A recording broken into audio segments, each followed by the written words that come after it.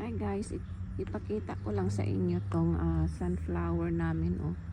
Bigla nang tumaas agad, guys. Halos kasing taas ko na. Ayan, oh.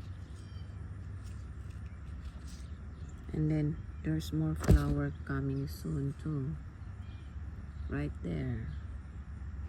And right there. Wow, excited to see it.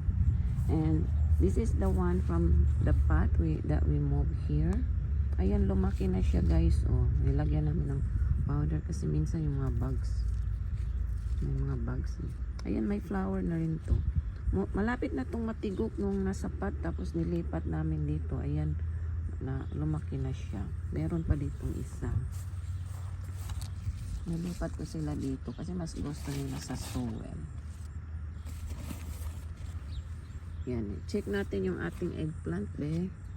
Yan, yan all, malaki na. May bunga na. Yay, finally. Kahit nag-iisa lang na, matuwa na tayo.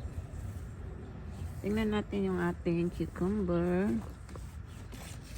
Lumaki na ba? Kasi bigla lang yung lalaki. Maliit pa.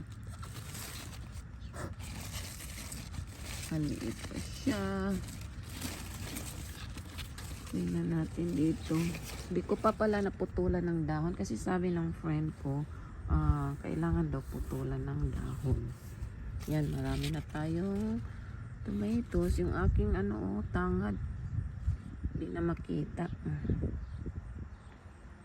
Very healthy dito yung mga namin, guys. Mga vegetable. Yung iba nasa pot na itong mga okra ko. Ito, damot ko pero hinayaan ko na lang. Hinayaan ko na lang mabuhay yan. Ayan, ito yung mga upo ko. Naglakihan na, guys. O, tingnan nyo naman yung upo ko. Sa dalawang. Lalaki na. Ayan pa. Ayan pa. Ayan pa, oh. Tapos, meron pa dito. Yeah. Nag-pollinate kasi ako more, guys, para mas marami tayong ma-harvest at ma-share sa ating mga friends. Ayan, dami pa, guys, oh. Ayan, naku, pag mapuno to ng opo, yung namin art, yan, hindi yan maka hold ng maraming opo ata kasi light lang to. Ayan, oh, light. Tinry lang namin yan, eh. At tapos yung watermelon ko, ayan, nag-mix na sa mga sa mga upo. So yan lang, guys. I'm just excited to see itong ko. Kaso, I'm traveling to Philippines, so hindi ko na makita ang pag-bloom nito. Ayan. Hindi ko na makita yan sa... Pero pagbalik ko siguro meron pa yung mga flowers. Kasi 2 weeks lang naman tayo sa Pinas. Saglit lang tayo doon, guys. Ayan, mga okra ko. Tapos, nandito yung ko, guys, yung kangkong. Nabuhay na siya, oh.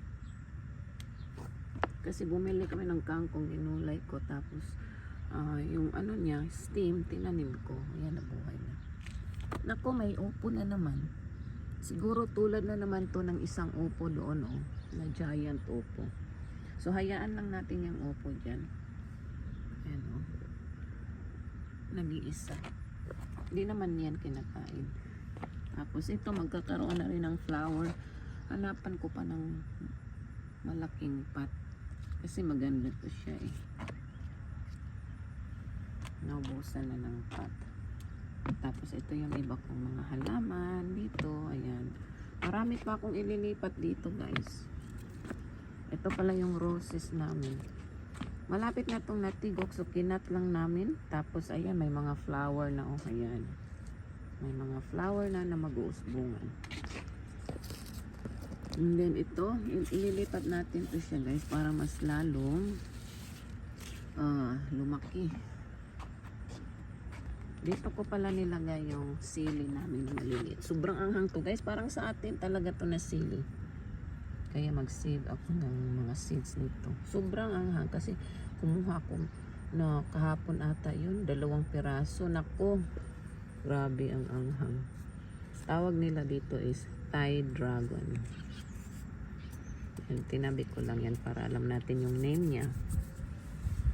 Ito naman yung flower namin na tawag nila is Giant Crimson. Gusto nito ng araw, kaya pag may araw mas lalo siyang nagkakaroon ng maraming flower.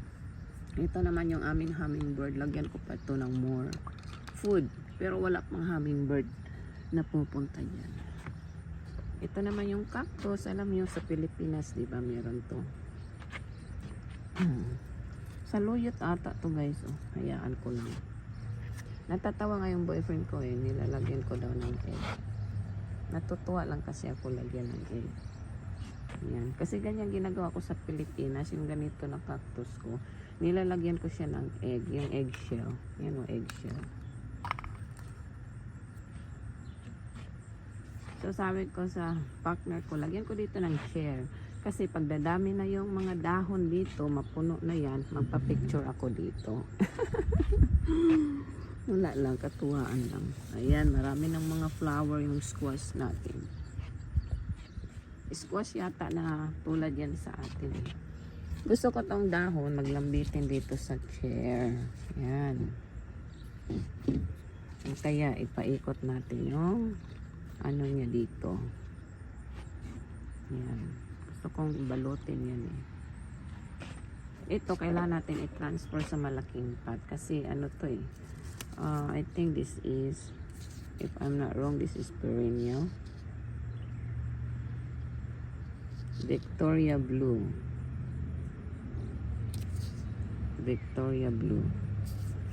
Perennial ata ito guys. Bumabalik siya every year.